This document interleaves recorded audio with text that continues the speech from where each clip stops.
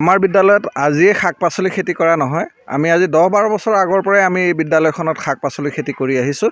আৰু এই বিদ্যালয়খনত অকল শাক পাচলিয়ে নহয়, বিভিন্ন ধৰণৰ ফল মূল, কল, কঁঠাল, কুঁহিয়াৰ, আম, লেচু, কৰ্দৈ টেঙা আৰু আমলখি, শিলিখা, তাৰপিছত তামোল, নাৰিকল, সকলো পাণ, সকলো ধৰণৰ আমি ইয়াত খেতি কৰোঁ। এইবছৰ আমি ইয়াত লাই শাক, মূলা, পালেং, লফা, ধনিয়া, বিনছ, জলকীয়া, অন্যান্য ধৰণৰ পানীলাও, ৰঙালাও ইত্যাদিৰ আমি খেতি কৰিছোঁ।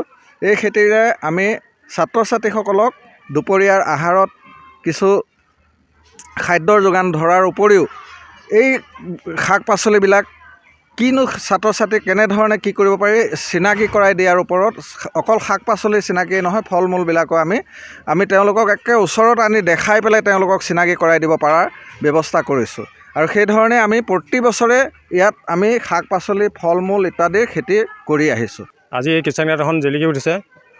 ইয়াৰ মূলতে হ'ল ছাত্ৰ ছাত্ৰীসকলক জৈৱিক সাৰযুক্ত শাক পাচলিৰ পৰিচয় কৰাৰ লগতে ইয়াতে আমি আজি দেখিছে 9 বিধ শাক পাচলি আছে। লাই, লফা, সৰিয়হ, মূলা, বিনছ, জলকীয়া, ধনিয়া, পানীলাও, বিভিন্ন ধৰণৰ শাক পাচলি আছে। ইয়াৰ উপৰি বিভিন্ন ধৰণৰ গছ গছনি আছে। আৰু এই গোটেই পৰিৱেশটো, বিদ্যালয়ৰ পৰিৱেশটো সেউজী পৰিৱেশ হিচাপে গঢ় দিয়াৰ মূলতে হ'ল শিক্ষকসকলৰ পাঠদানৰ উপৰিও বাস্তৱ পৰিৱেশৰ লগতে ছাত্ৰ ছাত্ৰীক চিনাকি কৰি দিব লাগে। সেইটো এটা মূল দায়িত্ব আৰু তেওঁলোকে সেই হিচাপে বিদ্যালয়খনক দায়িত্ব গুৰুত্ব প্ৰদান কৰি আহিছে। ব্যতিক্ৰম স্কুল বুলি ক'ব পাৰি। অন্য বিদ্যালয়তকৈ ব্যতিক্ৰম বুলি ক'ব পাৰি। মানে স্বচ্ছ বিদ্যালয় পুৰস্কাৰ সেইকাৰণে লাভ কৰিবলৈ সক্ষম হৈছিল, স্বচ্ছ বিদ্যালয় পুৰস্কাৰ। তাৰোপৰি বেষ্ট SMC এৱাৰ্ডো পাইছে আমাৰ এখন বিদ্যালয়ে জিলা ভিত্তিত, আৰু ৰাজ্যিক ভিত্তিত স্বচ্ছ বিদ্যালয় পুৰস্কাৰ লাভ কৰিছে 2017 চনত।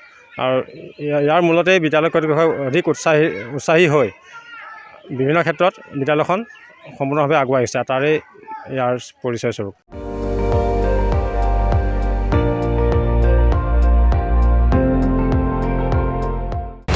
আপুনি চাই আছে ND24, সৰ্বশ্ৰেষ্ঠ নহয়, সৰ্বোত্তমৰ দৌৰ।